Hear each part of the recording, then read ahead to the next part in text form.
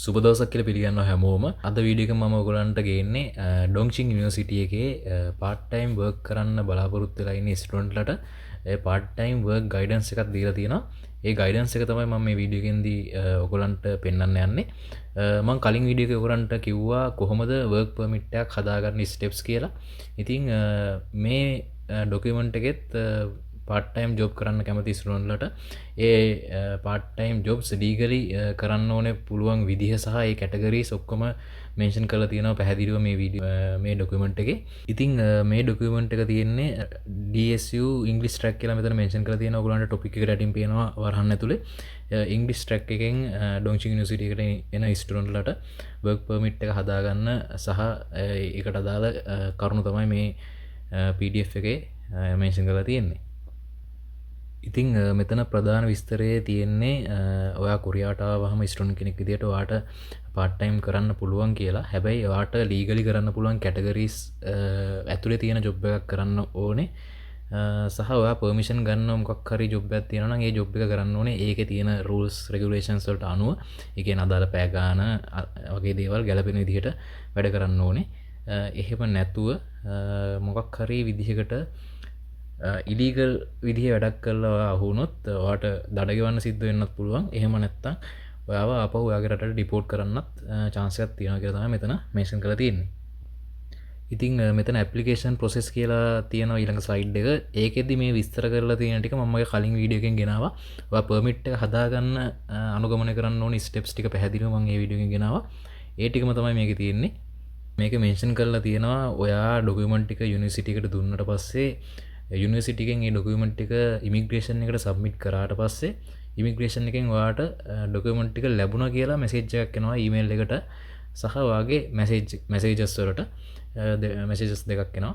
ඒ message එක ලැබුණාට පස්සේ තව දවස් කීපයකින් තමයි ඔයාට පර්මිට් එක ලැබුණද නැද්ද කියන එක ඩිසිෂන් එක අරගෙන ඒගොල්ලෝ ඔයාට ඒ විස්තරය එවන්නේ. ඉතින් ඒකට මෙතන මෙන්ෂන් කරලා තියෙනවා යට මෙන්ෂන් කරලා තියෙන උරන්ට බලා ගන්න පුළුවන්. දවස් 10ක් 30ක් අතර ගාණක් ගත වෙන්න පුළුවන්. ඔයා ඇප්ලයි කරලා ඒගොල්ලෝ ඩොකියුමන්ට් එක බාරගත්ත කියලා මැසේජ් එක ලැබුණාට පස්සේ ඔයාට පර්මිට් එක ලැබෙන්න. ඉතින් මම කලින් වීඩියෝ එකේ කිව්වා වගේ ඔයා කොහොම හරි මෙහෙම part time job එකකට පර්මිට් එක ගන්නවා නම් අනිවාර්යෙන් ඇප්ලයි කරනකොට මෙතන දවස් 30ක් යනවා කියලා මෙතන මෙන්ෂන් කරලා තියෙනවා හින්දා ඔයා ඇප්ලයි කරද්දී දැනුවත් වෙලා ඉන්න වග බලා ගන්න ඕනේ. ඔයා ඇප්ලයි කරනකොට ස්ටාර්ටින් ඩේට් එක, ඒ කියන්නේ ජොබ් ස්ටාර්ටින් ඩේට් එක සාමාන්‍යයෙන් සති 3ක් විතර ඉස්සරහට තියෙද්දි ඇප්ලයි කරන්න. මොකද මට වෙච්ච අත්දැකීමක් තමයි මම ඇප්ලයි කරා එකපාරක් වර්ක් පර්මිට් එකට. ඊට පස්සේ යුනිවර්සිටි එකෙන් පොඩි අතපසුවීමකින් ඒක ඒගොල්ලන්ට එතනින් එහා ස්ටෙප් එක, ඒ කියන්නේ එතනින් ඉමිග්‍රේෂන් එකට සබ්මිට් කරන්න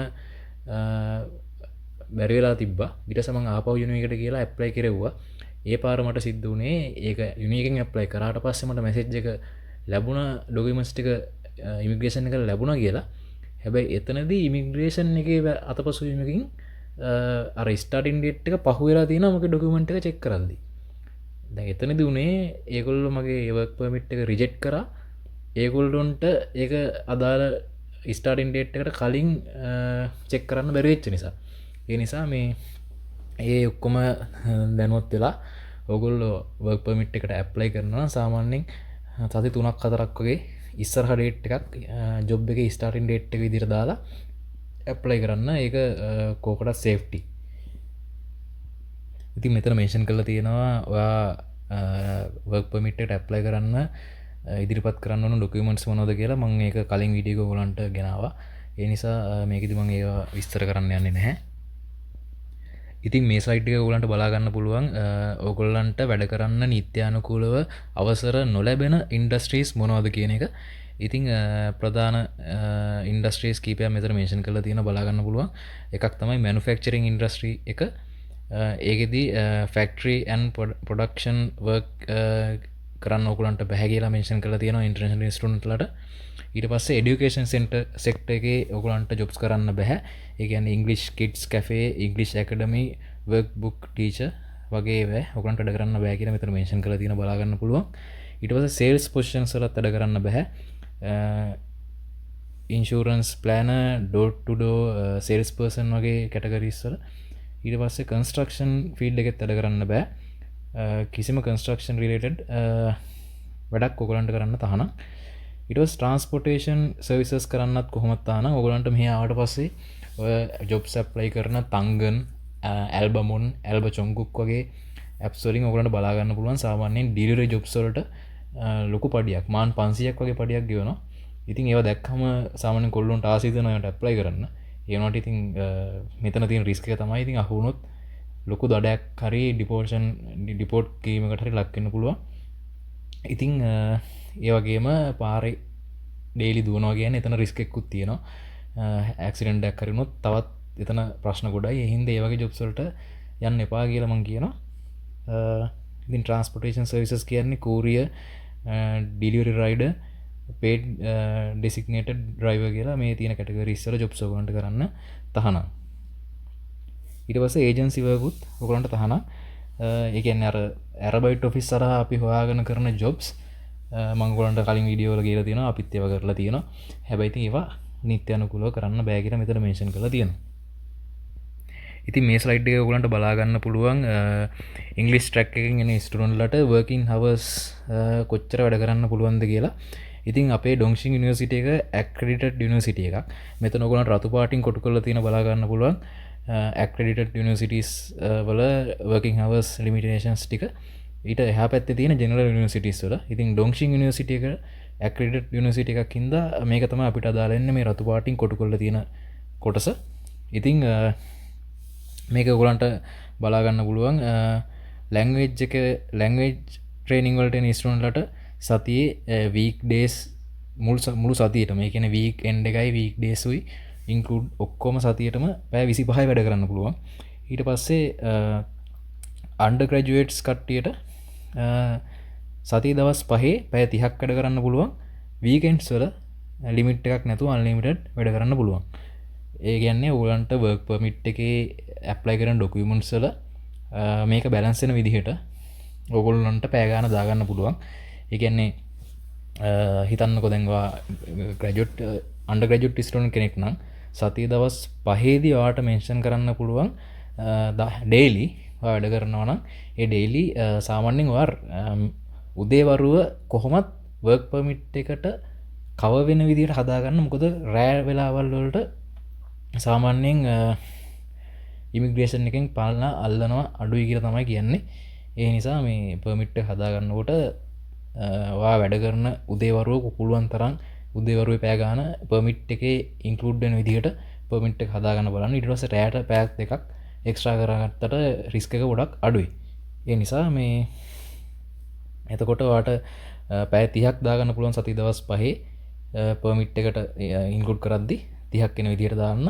ඊට පස්සේ වීකෙන්ඩ්ස් වල ඔයාට අන්ලිමිටඩ් දාන්න පුළුවන් පැය ගන්න.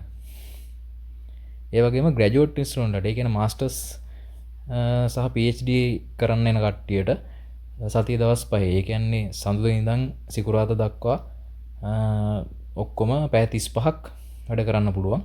ඊට පස්සේ වීකෙන්ඩ්ස් වල ඒ කියන්නේ සැටර්ඩේ සන්ඩේ ඔයාට ලිමිට් එකක් නැතුව වැඩ කරන්න පුළුවන්. ඉතින් මේක බලාගන්න පුළුවන් ඔයගලන්ට පර්මිෂන් නොටිෆිකේෂන් එක්සැම්පල් එකක්. ඉතින් මේ විදිහට තමයි ඔයගලන්ට පර්මිෂන් එක ලැබුණාට පස්සේ එන නොටිෆිකේෂන් එක දැක ගන්න පුළුවන් වෙන්නේ. මට නම් ඉංග්‍රීසි වලින් දාලා තිබ්බා මට මතක විදිහට process granted කියලා වගේ මැසේජ් එකක් තමයි ඇවිල්ලා තිබ්බේ. වර්ක් පර්මිට් එක ලැබුණාට පස්සේ අර මං කලින් කිව්ව පර්මිෂන් එක නැතුව රිජෙක්ට් වෙච්ච අවස්ථාවේ ලැබිලා තිබ්බේ රිජෙක්ටඩ් හරි ඒ වගේ මැසේජ් එකක් තමයි ඇවිල්ලා තිබ්බේ රිජෙක්ටඩ් කියලා වගේ මැසේජ් එකක්. ඉතින් රිටර්න් කියලා මෙතන මෙන්ෂන් කරලා තියෙනවා වගේ රිටර්න් කියලා තමයි රිජෙක්ට් වුණාම එන්නේ මැසේජ් එක. ඔයාට ඇප්‍රූව් කරලා આવොත් process granted කියලා වගේ මැසේජ් එකක් බලා ගන්න පුළුවන් වෙයි. ඉතින් තව දෙයක් මතක් කරන්න හිතුවා. සාමාන්‍යයෙන් ඔයගොල්ලෝ ඩොකියුමන්ට්ස් ටික ඔක්කොම රෙඩි කරගෙන ගිහිල්ලා යුනිවර්සිටි එකට දුන්නට පස්සේ යුනිවර්සිටි එකෙන් තමයි ඔයගොල්ලන්ගේ වර්ක් පර්මිට් එක ඇප්ලයි කරන්නේ. ඒ වෙලාවට යුනිවර්සිටි එකෙන් ඔයගොල්ලන්ගෙන් අහයි ඔයාට හයි කොරියා එකේ account එකක් තියනවද කියලා. හයි කොරියා එක through තමයි ඔයගොල්ලෝ වර්ක් පර්මිට් එකට ඇප්ලයි කරන්න ඕනේ. ඉතින් account එකක් ඔයාට ඒ වෙලාවට නැත්තම් ඔයා නෑ කියලා කිව්වට පස්සේ ඒගොල්ලෝ කියනවා ඒගොල්ලෝ ඇප්ලයි කරන්නම් කියලා. මම මේ කියන ඩොන්ග්ෂින් යුනිවර්සිටි එකේ අපිට වෙච්ච අත්දැකීම. ඒක ඉස්සරහට ඔයා මේ වීඩියෝ බලන කාලෙනකොට වෙනස් වෙලා තියෙන්න පුළුවන්. උදව්වක් වෙයි කියලා මම මේ කියන්නේ. ඉතින් ඒගොල්ලෝ ඇප්ලයි කරනවා අපිට account එකක් නෑ කියලා කිව්වොත්. හැබැයි ඒ account එක හදන්නේ ඒගොල්ලෝ. ඒ කියන්නේ යුනිවර්සිටි එකෙන් තමයි account එක හදන්නේ. එතකොට අපි ළඟ ඒකේ username password කිසි දෙයක් අපි ළඟ නැහැ. ඉතින් එතකොට පර්මිෂන් එක ලැබුණා කියලා මැසේජ් එක අපිට ආවට අපිට ඩොකියුමන්ට්ස් ටික හයිකෝර්ට් එකට ලොග් වෙලා අර පර්මිෂන් නෝටිස් එක ඩවුන්ලෝඩ් කරගන්න විදිහක් නැහැ. මොකද පාස්වර්ඩ් එක යුසර්නේම් එක නැති නිසා. එතකොට ඕන්න යුනිවර්සිටියට පොඩ්ඩක් මැසේජ් කරලා අදාළ ඉන්ටර්නැෂනල් ඔෆිස් එකේ ඉන්න අදාළ පුද්ගලයාට ඕගොල්ලන්ට තොරතුරු ලබා දෙන්න පත් කරලා ඉන්න පුද්ගලයාට මැසේජ් එකක් දාලා ඕගොල්ලන්ට යාගෙන් ඉල්ල ගන්න පුළුවන් යුසර්නේම් පාස්වර්ඩ්. එහෙම නැත්නම් ඔයාට හයි කොරියා සයිට් එකේම ඔප්ෂන් එකක් තියෙනවා. නම්බර් වෙරිෆිකේෂන් එකක් හරහා මේ ආපහු පාස්වර්ඩ් එක චේන්ජ් කරලා ඔයාට ඇක්සස් එක හදාගන්න. ඉතින් ඒක පොඩ්ඩක් කරදරයි. ඉතින් ඒ නිසා පුළුවන් නම් කැම්පස් එකට ඩොකියුමන්ට් පාර දෙනකොට හයි කොරියා account එකක් හදාගෙන ගිහිල්ලා ඒ account එකේ පාස්වර්ඩ් එක යුසර්නේම් එක යුනිවර්සිටි එකට දෙන්න. එතකොට ඒගොල්ලෝ ඒකෙන් ලොග් කරලා තමයි ඇප්ලයි කරන්නේ. එතකොට ඔයා ළඟත් ඒක පාස්වර්ඩ් යුසර්නේම් තියෙන හින්දා ඔයාට ඉස්සරහට ඒක ලේසි වෙන්න පුළුවන්. අනිත් එක දැන් හිතන්නකො යුනිවර්සිටි එකකින් ඔයාගේ ඩොකියුමන්ට්ස් ටික ඇප්ලයි කරා. ඊට පස්සේ ඔයාට මොකක් හරි හේතුවක් නිසා ඇප්ලයි කරපු කාලේ ඇතුළත ඔයා හයි කොරියා එකට ලොග් වෙන්න try කරලා අර හයි කොරියා සයිට් එක through ඔයා පාස්වර්ඩ් චේන්ජ් කරලා ඔයාට ඇක්සස් එක ඔයාගේ අතට ගත්තොත් එතනින් පස්සේ මොකක් හරි ඩොකියුමන්ට් ඉෂුව එකක් වෙලා ඔයාට ආපහු ඩොකියුමන්ට් සබ්මිෂන් එකක් කරන්න වුණොත් යුනික් through යුනික් ළඟ ඔයාගේ යුසර්නේම් පාස්වර්ඩ් නැහැ. ඉතින් එතකොට ඒගොල්ලන්ට ගොඩාක් වැඩ තියෙන නිසා සමහරවිට ඒගොල්ලෝ ඒක ස්කිප් කරලා ඒගොල්ලන් වැඩේ කරගන්න වෙන්න පුළුවන්. එතකොට ඔයාගේ වැඩේ ගෙහෙම්ම මගැල්ලා යනවා. ඉතින් ඒ වගේ දේවල් වෙන්න පුළුවන්. ඒ වගේ ප්‍රශ්න නැති වෙන්න තමයි මම මේ කිව්වේ. ඔයා ඩොකියුමන්ට් ටික රෙඩි කරගෙන හයි කොරියා account එකකුත් හදාගෙන යන්න පුළුවන් නම් යුනිවර්සිටි එකට. එතකොට ඔයාට ගොඩක් ලේසි කිසි ප්‍රශ්නයක් නැතුව ස්මූත්ලි වැඩේ කරගන්න පුළුවන්. එහෙම නැත්තම් එතනදී පොඩ්ඩක් එතන ඉන්ටර්නැෂනල් ඔෆිස් එකේ කෙනෙක් කරහා අහගෙන ඒගොල්ලොන්ත් එක්ක කතා කරලා account එකක් හදාගෙන ඔයත් ඒකේ යුසර්නේම් පාස්වර්ඩ් ඉල්ල ගන්න. නැත්තම් ඒගොල්ලන්ට කියන්න ඒගොල්ලෝ හැදුවට පස්සේ ඔයාට ඊමේල් එකක් හරි මෙසේජ් එකක් හරි දාන්න කියලා යුසර්නේම් පාස්වර්ඩ්. මෙතන ඔයගොල්ලන්ට බලා ගන්න පුළුවන් important reminders කීපයක්. follow regulations කියලා තියෙනවා. ඒ කියන්නේ permission නැතුව වැඩ කරන්න එපා කියලා තියෙන්නේ. reapply when needed කියලා තියෙනවා. ඒ කියන්නේ submit a new application if workplace changes or contract expires. ඒ කියන්නේ contract එක expire වුණොත් හරි ඔයාගේ workplace එක change වුණොත් හරි definitely අනිවාර්යෙන් ඔයා දාන්න ඕනේ මේ ආපහු work permission application එකක් දාන්නම ඕනේ. මොකද නැත්තම් ලොකු risk එකක් තියෙනවා. ඒ නිසා අලුත් එකක් පටන් ගත්තොත් හරි workplace එක change වුණොත් ඔයා තව work permit එකකට apply කරන්න. මොකද දැන් මාස්ටර්ස් කරන කට්ටිය සාමාන්‍යයෙන් මුලින්ම එනකොට අවුරුද්දකට තමයි වීසා වදින්නේ. එතකොට හිතන්නකෝ ඔයා ජොබ් එකක් හොයාගද්දි ඔයාට කොරියාවට ඇවිල්ලා සාමාන්‍ය මාස 3ක් විතර යනවා ARC කාඩ් එක හදාගන්න. ARC කාඩ් එක හදාගත්තට පස්සේ තමයි ඔය තංගන් ඊට පස්සේ ඇල්බමුන් වගේ ඇප්ස් ඔයාට හරියට හදාගන්න පුළුවන් වෙන්නේ. ඒවා හදාගෙන ඔයා ජොබ් එකකට ඇප්ලයි කරලා ජොබ් එකක් හොයාගෙන ඊට පස්සේ සෙටල් වෙද්දි තව මාස 2-3ක් යන්න පුළුවන්. එතකොට ඇවිල්ලා කොරියාවට ඇවිල්ලා සාමාන්‍ය මාස 4ක් 5ක් වගේ යනකොට යන්න පුළුවන් ඔයාට ජොබ් එකක් හොයාගන්න. එහෙම ජොබ් එකක් හොයාගත්තට පස්සේ තව මාස 4-5ක් තව මාස 6ක් විතර යනකොට ඔයාගේ වීසා එක ඉවරයි. ඒ කියන්නේ ඔයා පෙබරවාරි වල ආවන මාර්ච් ඉන්ටේක් එකට. ඒතර මාර්තු 31 වගේ දැන් අපේ තියෙන මාර්තු 31කින් පටන් අරගත්ත වීසා එක ආපහු මාර්තු 31 වගේ පටන් ගත්ත වීසා එක ඊළඟ අවුරුද්දේ මාර්තු 31කින් ඉවරයි. ඒතකොට ගානට අවුරුද්දයි තියෙන්නේ. ඒතකොට ජොබ් එකක් හොයාගෙන සිටිල් වෙලා මාස 6ක් විතර තමයි කරන්න පුළුවන්. එතකොට ඔයාගේ working period එක දාද්දිත් අර application වල starting date එක මම අර කිව්වා වගේ කලින් කිව්ව විදිහට දාලා period එකේ end date එක ඔයා දාන්න ඕනේ ඔයාගේ ARC card එකේ පිටපස්සේ mention කරලා තියෙන ඔයාගේ visa ඉවර වෙන දවස. ඒක මතක් ඇතුව ඊට එහා date එකක් දාන්න එපා. ඒක reject වෙන්න පුළුවන්. ඔයාගේ work permit එක මොකද visa නැතුව ඔයාට work permit දෙන්නේ නැහැ නැති කාලෙට. එතකොට ඒ ARC card එක පිටපස්සේ mention කරලා තියෙන ඔයාගේ visa expire වෙන date එක තමයි ඔයා වර්ක් පර්මිට් එකට ඇප්ලයි කරද්දිත් වාගේ පීරියඩ් එකේ එන්ඩ් ඩේට් එක විදිහට දාන්න ඕනේ. ඊට පස්සේ අපහු වීසා එක රිනියව් කරාට පස්සේ ආපහු රීඇප්ලයි කරන්න ඕනේ වර්ක් පර්මිට් එකට ආපහු සැරයක්. ඊළඟට මෙතන මෙන්ෂන් කරලා තියෙනවා ඔයාගේ වීක්ලි වර්කින් අවර්ස් ලිමිට් එක එක්සීඩ් කරන්න එපා කියන එක. ඊට පස්සේ ආයෙ කියලා තියෙනවා avoid restricted industries කියලා. ඉතින් මම මේ කිව්වේ නීත්‍යානුකූල පසුබිම ගොඩක් කට්ටිය මේවට පරිබාහිරව වැඩ කරනවා. අව ලිමිට් එක නීත්‍යානුකූලව තියෙන ගානට වඩා කරනවා. ඉතින් ඒව කරන්න ඕනේ විදිහ සාමාන්‍ය ඔයගොල්ලන්ට ආවට පස්සේ දැනගන්න පුළුවන්.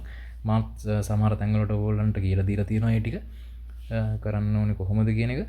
ඉතින් පුළුවන් තරම් ලීගල් වර්කින් අවර්ස් ලිමිට් එක ඇතුලේ ලීගල් විදිහට වැඩ කරන්න try එකක් දෙන්න කියලා මම කියනවා. ඒක කොහොටත් සේෆ්ටි නිසා. ඉතින් මේ ඩොකියුමන්ට් එක මේ PDF එක මෙතනින් ඉවරයි. ඔය ටික තමයි පර්මිෂන් ගන්න එක ගැන අදාළ කැටගරීස් ජොබ්ස් කැටගරීස් ගැන තමයි මම අද වීඩියෝ එකෙන් ගෙනාවේ. මේ ඩොකියුමන්ට්ස් එකේ මේ ඩොකියුමන්ට් එකේ තියෙන්නේ ඒ විස්තර ටික. ඉතින් මම හිතනවා මේ වීඩියෝ එක ඔයගලන්ට ගොඩක් වැදගත් වෙන්න ඇති කියලා.